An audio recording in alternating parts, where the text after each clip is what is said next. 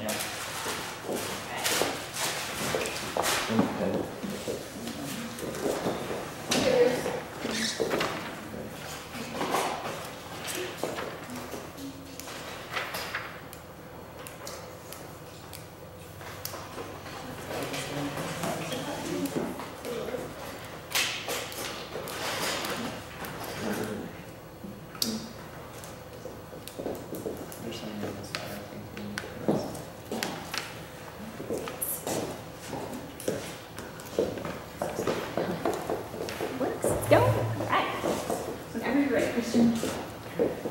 This semester, we've been basing our studies around permaculture and looking at what is sustainable.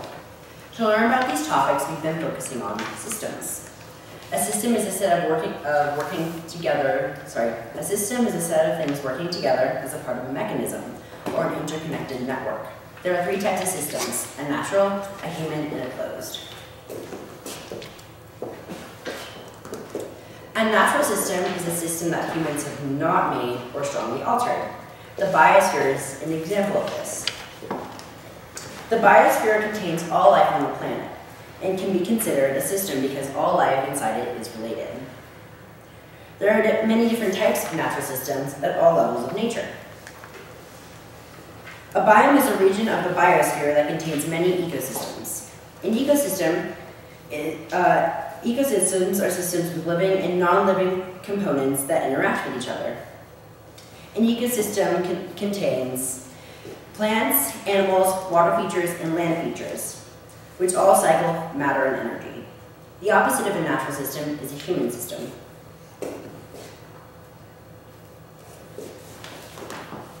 A human system is a system that has been made or has been altered by humans.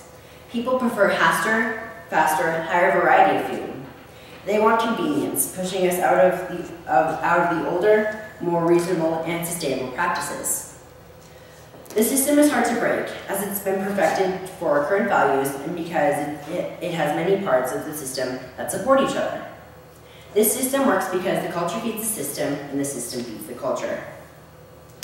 To increase yield and production, seeds, our practices have led to monocropping using fertilizers, herbicides, and pesticides.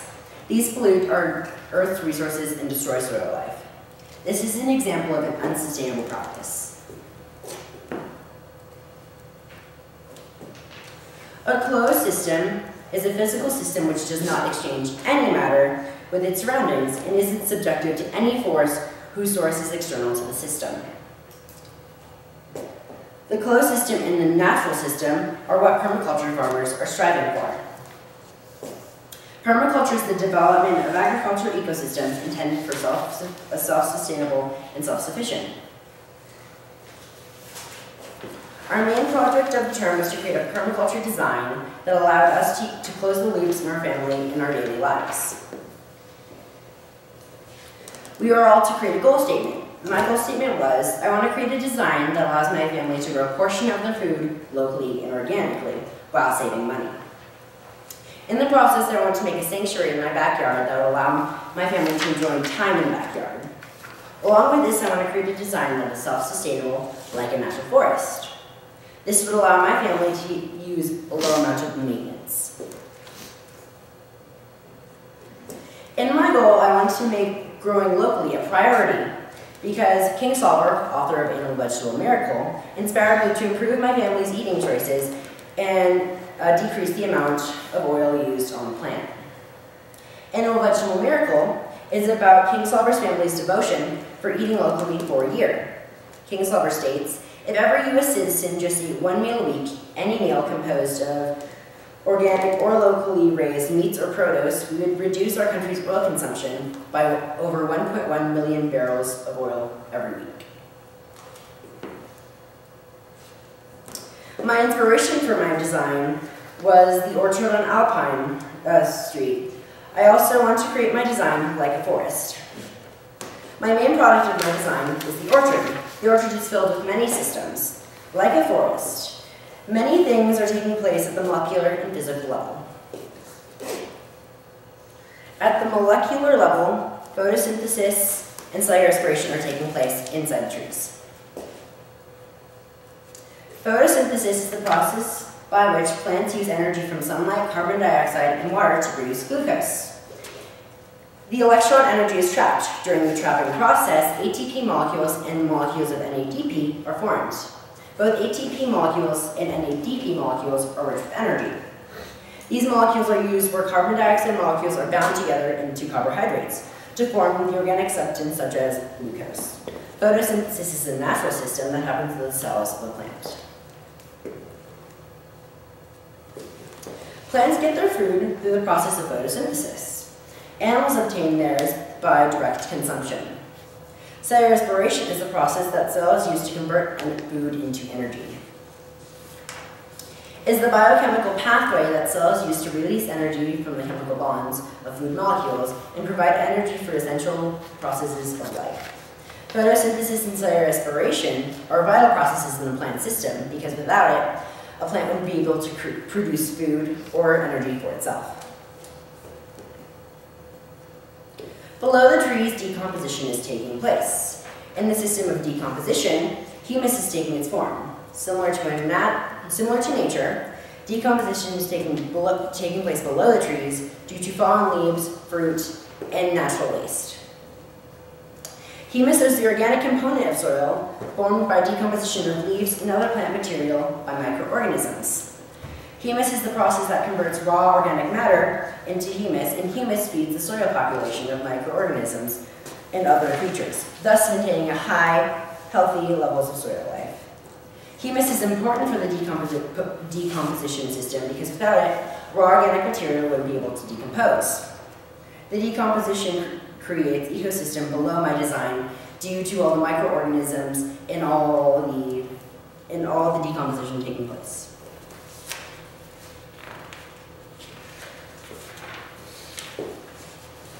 At the physical level, another system is taking place. To create my system in my design, I use the connections between the chickens and the orchard that Orchard on Alpine informed us about. In my design, I have a chicken coop attached to the orchard. This may seem as an alarming pair, but the trees are beneficial to the chickens and vice versa. The orchard provides shelter and habitat for the chickens, and due to the insects attracted to the trees, the chickens are supplied with food. Also, because of all the insects attracted to the orchard, chickens benefit the orchard by eating the disruptive insects. Also, the chickens provide natural fertilizer to the trees due to their nitrogen-filled feces. Adding to the chicken and tree connection, sheet mulch is involved in my system. In my design, I would sheet mulch the area around the orchard to enhance the soil with nitrogen. Sheet mulch and chicken feces add nitrogen to the soil by being a part of the nitrogen system.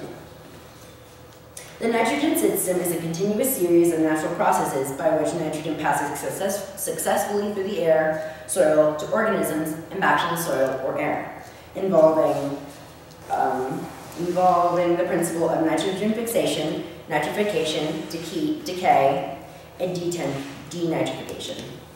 Soil can absorb nitrogen in two ways, ammonification and nitrogen fixation. Nitrogen fixation is the process that bacteria in plants or soil converts the nitrogen in the atmosphere into ammonium. Ammonium is also uses bacteria to make ammonium, but the bacteria converts organic matter instead of the atmospheric nitrogen. Ammonium is the process that allows nitrogen from the sheet mulch and the chicken feces to enter the soil. By mimicking nature, the chickens represent the predator-prey of the forest, and the sheet mulch represents the healthy soil buildup over time.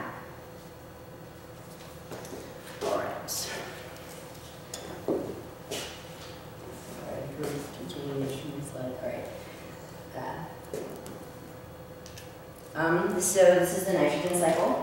So everything kind of cycles in a way. So the nitrogen goes to denitrify bacteria, and it goes into the atmosphere, and then it comes back down into the soil. And ammonification happens when using bacteria to kind of help in my case, the chicken feces and the sheet mulch back into the soil. So, in my maximum design, I created an orchard sort of in the back of my property, and connected to the orchard is my chicken coop.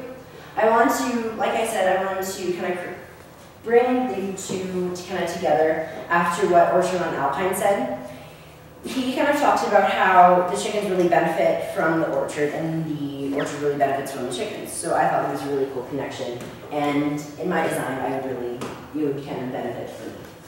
So also, when I have two grow beds that would allow kind of me to grow food for the chickens when it was too cold outside where they couldn't really go outside, or kind of it wasn't really available that the insects were there. So also, in my design, I would have a compost. This would allow all our food scraps and sort of everything that comes from our waste in the family to be kind of used in the cycle and be used sort of going into my design and allow kind of a good, really a natural way of fertilization. So, like I said in my goal statement, I want to make kind of a sanctuary in my backyard. So in my backyard, I made a patio over here that would allow it would be a nice place to be around, because when you have a nice place to be around outside, you're going to go to it more and it will allow us to have more interaction with my design and sort of enjoy our time because kind of as a family, which is important.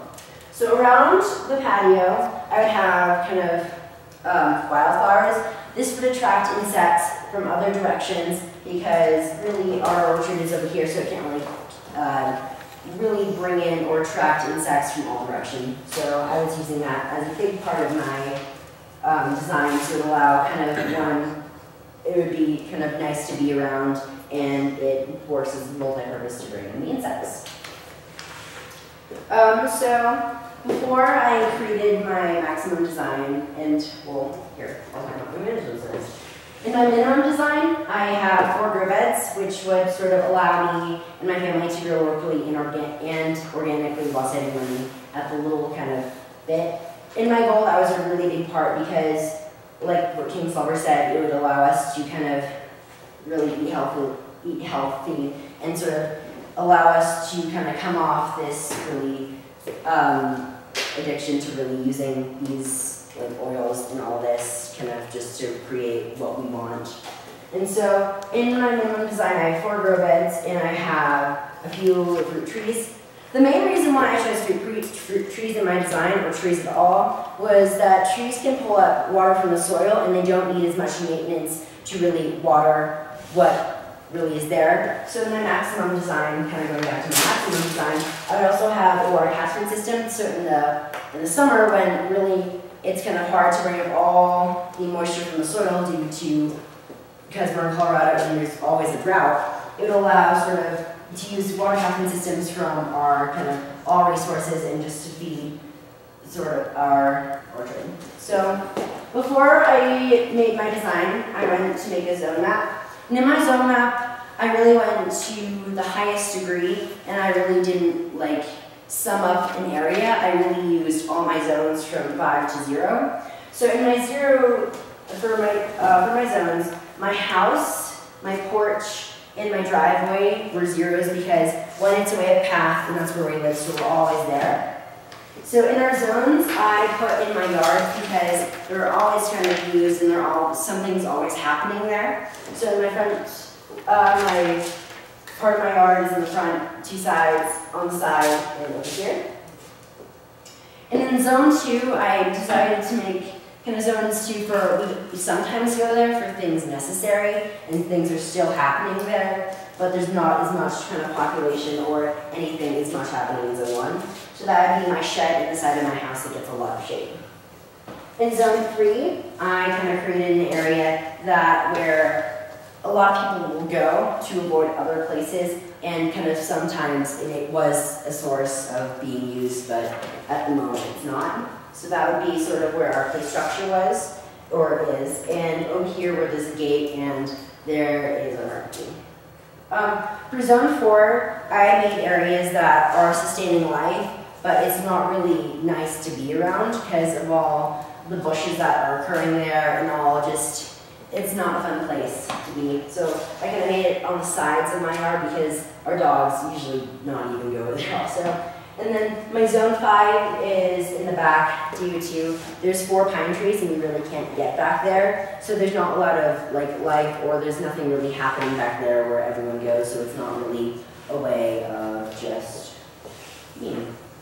So in my designs, I wanted to create a microclimate. And in my microclimate, there's a microclimate happening kind of in my orchard and in my grow beds. So a microclimate is kind of, it's an area